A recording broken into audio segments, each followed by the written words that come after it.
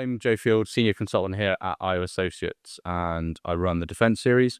On today's instalment, I'm joined by George Carter, who is the CEO of a business called Data. And George, thanks so much for your time today. Kick things off, just tell us a little about who you are, your background, and what you do. Yeah, cool. So, as you said, CEO Data. Data are like a strategy advisory consultancy, particularly around technology. We've been working with defense for quite a while now. My background is up through research, which I think is how come strategy, because the research I was doing in DSTL was about how the Air Force could grow to become an Air Force of the information age, which is something that I've carried on doing. And I think as we've done more and as we've served more customers, kind of learn the lessons from that. And so really are all about how do you connect what a business wants to do with what they need to do from a technological standpoint. So currently work with the Air Force, advising on digital strategy as well as a few other clients. Cool. And obviously, sort of from your background, you've been kind of in the world for a little while now and doing these things. How long have you been in that sort of space? Like DSTL would have been about 6-7 years ago now. So the business has been operating really for 5. Like I kept on getting hoovered into the Air Force enterprise. So really our growth journey has only started sort of 18 months ago.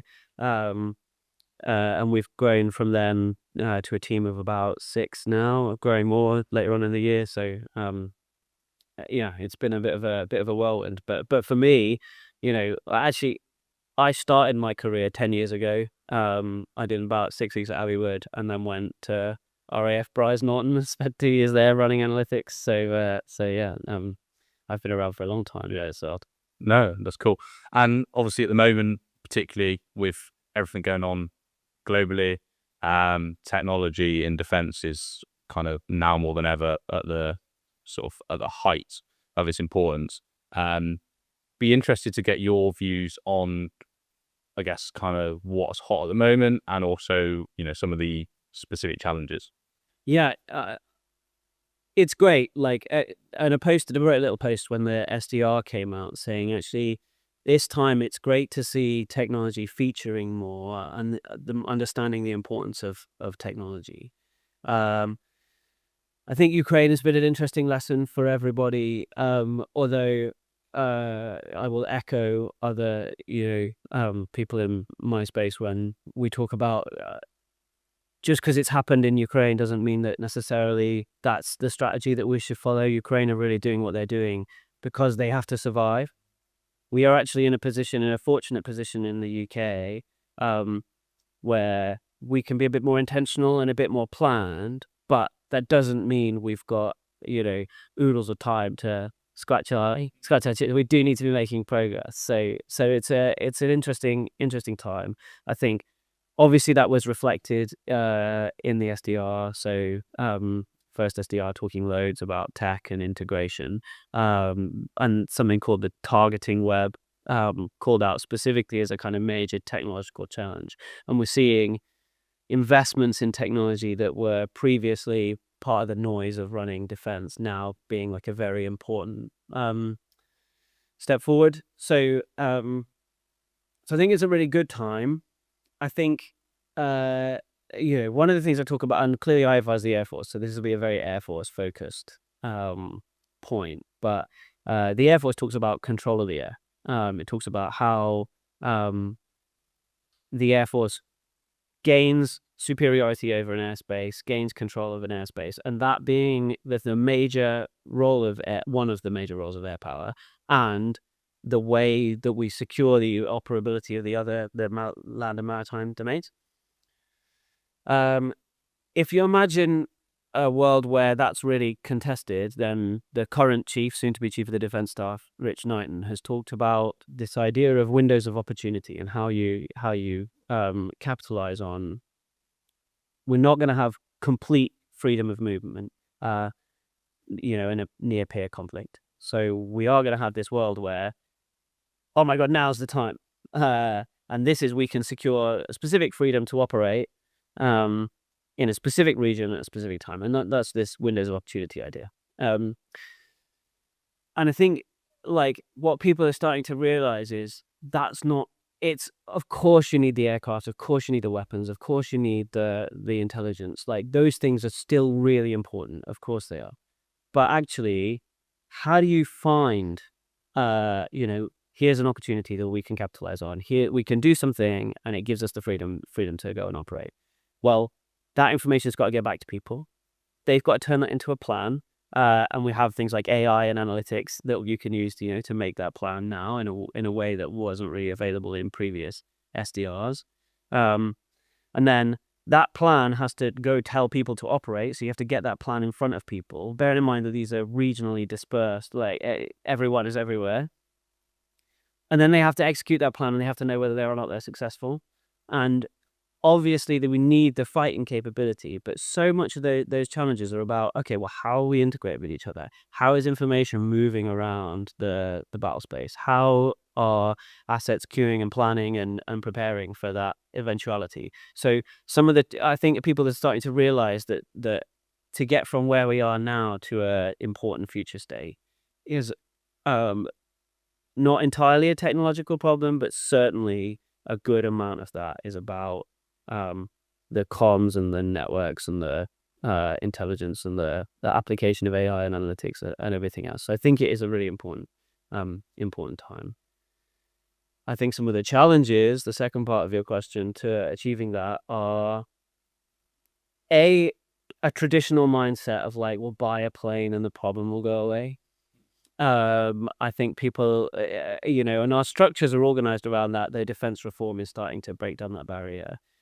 The other thing is the speed at which we try things and go, that didn't work, like, try something else. And so I think, but again, defense has realized that challenge, and I think is doing more. I think the big thing is connecting, and I said this in my intro, right? Connecting that problem with the activity that we're doing today, because the people that know how to operate military capabilities and know how to fight wars and have built up careers in this stuff don't necessarily know what's possible through technology, and the technologists don't really understand the military challenge. So actually bridging those two communities to go, hey, here's our problem, can you help solve them, and here's how we think we would solve that, and they're actually embedding and testing that through the ecosystem, and through military exercising and everything else that happens. That's where the real magic is going to be. But I also think is the thing that challenges the system the most. Yeah, I think that's the kind of key, isn't it? It's not about solutions for solution's sake. It's actually what do the customer need, what do the users need, what does the country need in order to solve the problem. And clearly it's not as easy as that. But it's like like you say, how do you connect the right people to talk about it, to come up with a fit for purpose solution? Is the $1 million question, I suppose. Yeah. Obviously, with everything going on in the world at the moment, with technology in particular, how do you see the appetite within kind of the forces within the MOD for actually kind of acting on these things and actually innovating as they kind of always say they want to? I think the appetite is high. Choose my words carefully. The appetite is high. I think lots of people want to do this. Again, I think it's the system that sometimes gets in the way. Like, yeah, we want to do this, but where's the cash going to come from? Well, they're standing up the Defense Innovation Fund. The Defense Act launched at on the stock exchange a new program for defense investment funding and everything else. So I think the right things are in motion.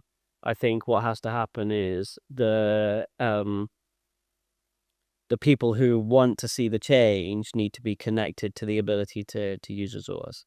And then there's another thing, I think, which is, one, defense has been subject to underinvestment. That's been discussed widely, but that means that there's a bit of a backlog of things we could do. in UK defence. And the question is, how do you go from all those things you could do into the things that you must do or really want to prioritize? And that requires a kind of leadership bravery that that is quite hard, right? Like to back some horses when all of the things are valuable.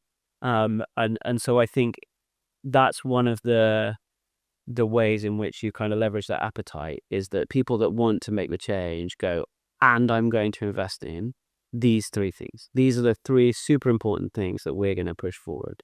And that sends the signal to industry and the investors that, you know, we can spend money on this technology because there'll be a path to it being bought, and drives the change through the procurement systems. But I think at the moment, the ability to deliver against the appetite and the appetite are separated by a gulf of the system. Yeah. That we need to find ways through. I think that kind of, again, it all goes back to industry knowing what the customer want, right? Because like you say, if there's a certainty around what the customer want, then you people like yourself and other industry organizations can go out and invest and put time into developing solutions around those areas, which is, again, like you say, it's kind of chicken and egg, really. It's like who's going to go first in terms of giving that signal, which is always tricky.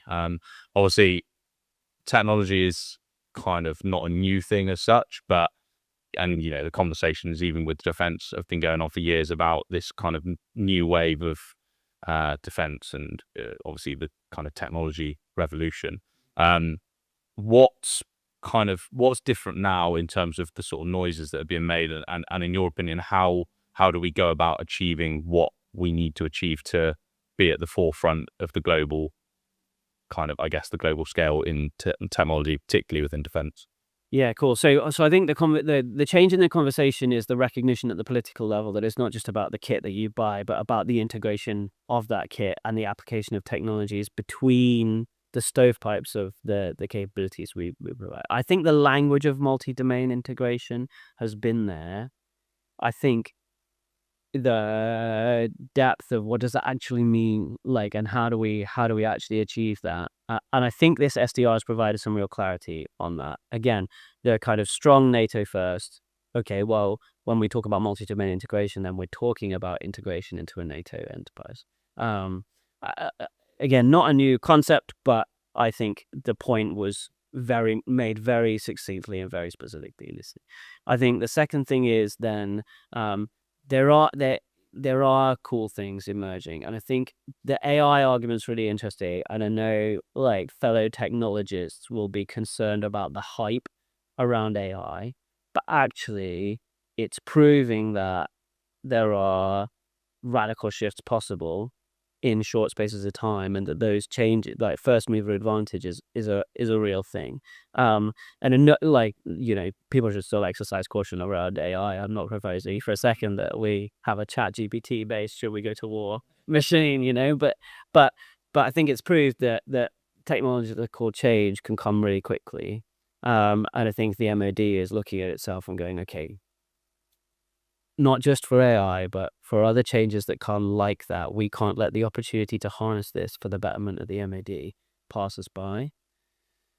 I think as a system, obviously defense is unique in what it does. There are clearly parallels between defense and other industries. So one of the things I always talk about is, we've got lots of people running big AI algorithms in the cloud, but defense is not operating in one location using the public internet.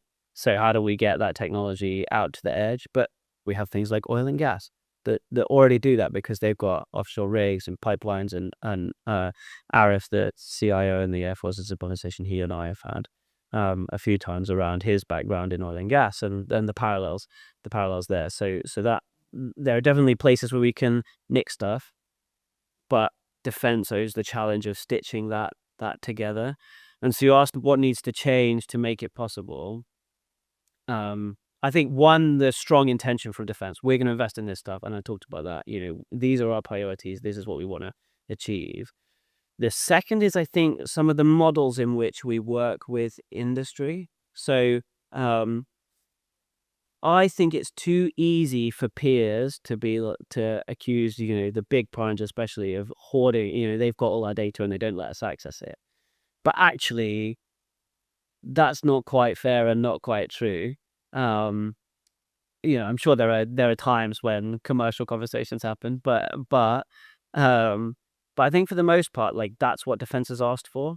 They've said, "Oh no, we don't want the pain of running analytics and doing our own data. Can you just do that for us, industry? And can you hold all the risk?" And if I'm a big prime and I'm holding all the risk on, like, should I let the MOD operate or not operate, under what conditions, and I'm doing all the analysis to support that decision, if the MOD turns around to me and says, "Well, we'd like to do some analysis now," I kind of want to protect that, because I'm the one that's commercially liable if things start to fall over. And so I think we need to move to a more collaborative model with industry from a defense perspective. I think defense needs to work in a different way that is more open and more collaborative itself, rather than just placing that problem at industry's door. But then I think the other thing is not just more collaborative between the MOD and industry, but more collaborative industry to industry, because we've got like 9 primes that deliver 90% of defense's capability or whatever it is, and between those primes, it's inconceivable that we aren't going to have to work between those bubbles to get interoperability sorted and to get data sharing sorted and to get some of those things covered.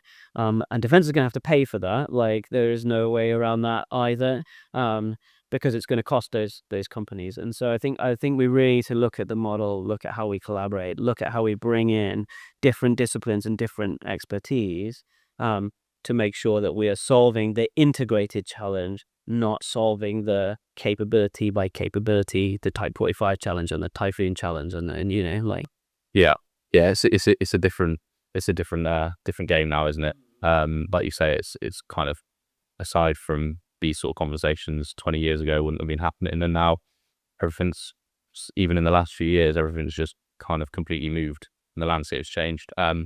Obviously you've kind of spoken at length there about a few different areas and challenges and things, but I guess on a kind of a nice sort of summary point of, what do you think are the kind of main challenges, and what would you say are the sort of main takeaways that kind of both customer and industry need to take into consideration to allow us to continue moving forward? Yeah, cool. So I think, first of all, and I've talked about this a few times, the first is that conversation between where the MOD wants to go and what technology is applied against that. And so the MOD be very, very clear about its priorities for the technological problems that it wants to solve, which allows industry to respond. The second thing then is about the industry collaboration, both amongst themselves and with the MOD, and the ability to bring new entrants into that model. I'd say there's a third thing around skills and how we bring skills into defense, and obviously that's where you guys play a role. So because I think the scale of the problem is beyond the hiring power of the MOD. It's beyond sometimes the hiring power of industry, but also we need to look at how we bring, and I like to think this is a thing that data do too, is like provide a level of independence in a conversation dominated by big organizations. I think being able to bring in experts that don't have a dog in the fight, is a really important thing, and accessing the right skills for the right problems from wherever they are is super important too. And then I think it's about doing this at speed. Not waiting until we're in the same position as Ukraine to execute some of these changes, but instead going, actually, let's imagine what that would look like. Let's make the changes now, and let's pray to God that we never need to use them. Yeah, no, absolutely. I think the point you made there, and it's something that we're seeing more and more now, is actually the new names in the defense role, the SMEs that is kind of the drum has been banged for a long time. And I think now more than ever, we're starting to see that SMEs are coming to the party, and the big organizations are really realizing the value that SMEs bring, like you say, not only because of the expertise, but that independent, kind of not attached to a particular side or solution, kind of they will offer that differently, which is really good. So yeah, thanks so much for your time. Really, really useful insight, and obviously the work you guys are doing is super exciting, and I'm really excited to see kind of in the next 6 to 12 months where the world takes you. Yeah, thanks very much. Thanks for having us. Thank you, George.